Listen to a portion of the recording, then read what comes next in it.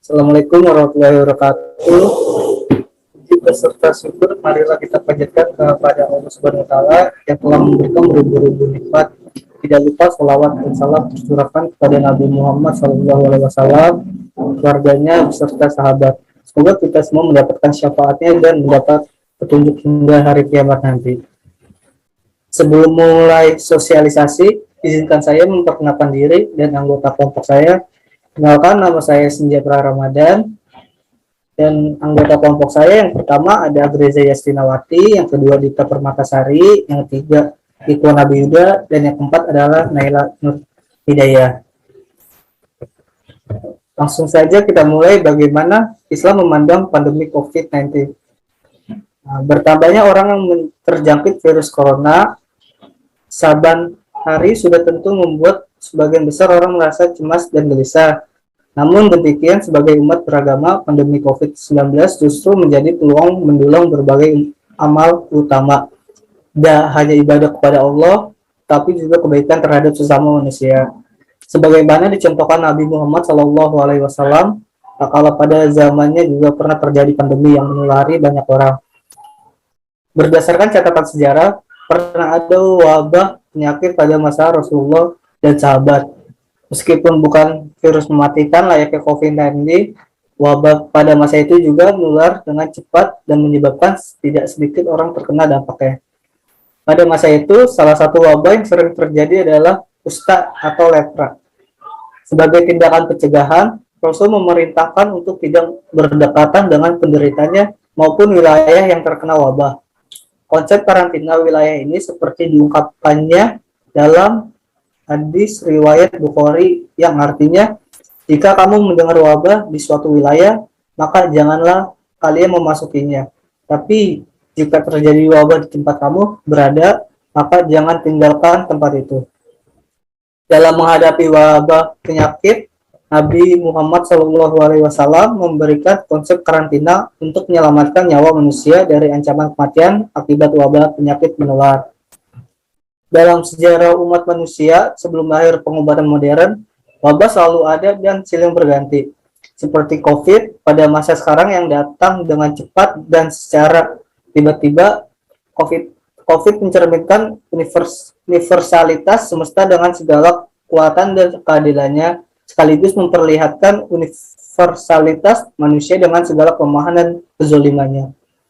Virus ini berperilaku adil, tidak memilih sasaran dengan mempertimbangkan status sosial.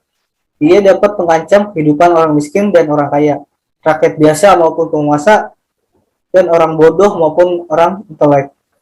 Selain akan merubah sikap keberagaman, COVID juga membuat manusia terpecah menjadi dua kutub, yaitu kutub sehat dan kutub sakit. Dan boleh jadi virus ini pula yang akan merubah peta politik global. Oleh karena itu, negara yang kualitas dipercaya pasca COVID adalah negara yang mampu memberikan solusi medis yang fungsional dan efektif. Hal ini sekaligus menantang para ahli untuk melakukan penelitian dalam rangka ikhtiar untuk menyelamatkan nyawa manusia, tak terkecuali para ilmuwan muslim. Ya, baik, begitu saja yang bisa saya sampaikan. Apa dari teman-teman ada yang mau bertanya?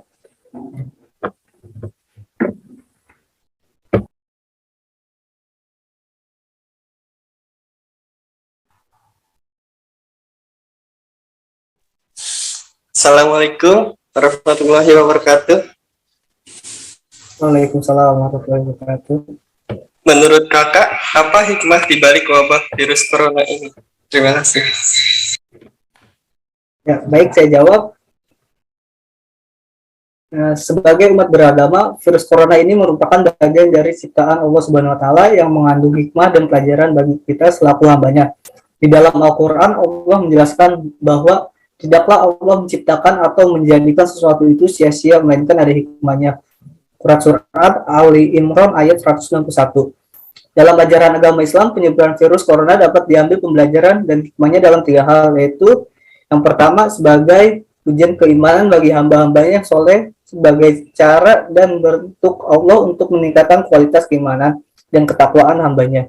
Jika kita tidak terima dan kita hadapi dengan penuh keimanan, kesabaran dan ikhtiar secara maksimal. Kedua, sebagai teguran Allah kepada hambanya, Allah turunkan bermacam musibah yang membuat manusia ketakutan, termasuk wabah virus corona ini sebagai teguran kepada hambanya dikarenakan hambanya sudah banyak yang lalai melaksanakan ajaran agamanya dan banyak pelanggaran hukum-hukum agama yang seharusnya dihindari dan dijauhi. Maka Allah tegur dengan musibah ini agar manusia kembali kepada kebenaran. Dan yang terakhir, yang ketiga, sebagai azab. Boleh jadi penyebaran virus corona ini merupakan azab dari Allah Subhanahu wa taala karena manusia menjauhi agama bahkan mengingkari ajaran agama. Perbuatan maksiat dan dosa terjadi di mana-mana, dilakukan manusia secara terang-terangan tanpa ada rasa malu sedikit pun. Manusia telah banyak membuat kerusakan dan dosa di permukaan bumi ini tanpa takut atas kemurkaan dan azab Allah. Maka Allah turunkan azab sebagai akibat dari perbuatan manusia itu sendiri seperti yang dilansir Allah dalam Al-Quran surat Ar-Rum ayat 41. Terima kasih. Apakah sudah menjawab? Siap Kak, sudah jelas Kak. Terima kasih Kak. Sama-sama.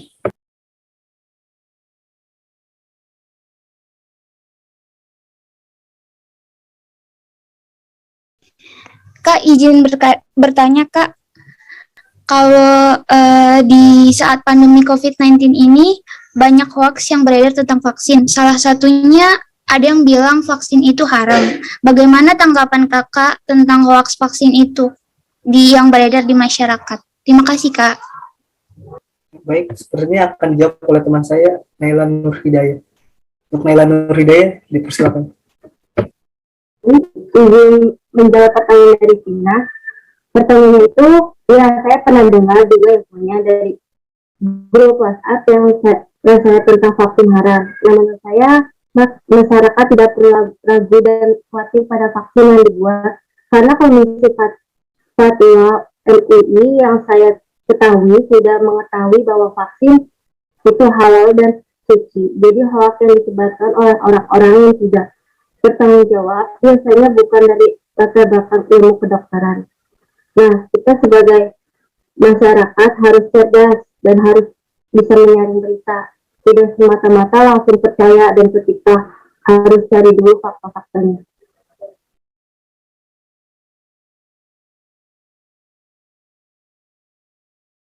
Apakah sudah terjawab, Kak Vina? Sudah Kak, terima kasih sudah jelas. Ya, baik. Sosialisasi hari ini telah selesai.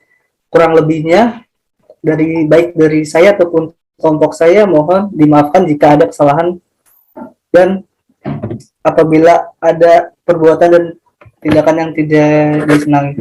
Sekian dari saya. Wassalamualaikum warahmatullahi wabarakatuh. Untuk kakak-kakak semua, jangan out dulu ya karena kita mau ada sesi dokumentasi. Untuk kakak-kakak semua yang bisa on cam, dipersilakan untuk on cam. Terima kasih.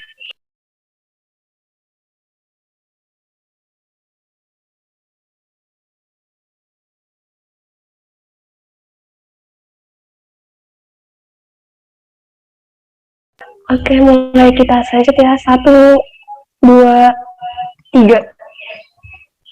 Sekali lagi ya, 1, 2, 3. Baik, terima kasih untuk kakak yang udah join dan sudah meluangkan waktunya. Makasih.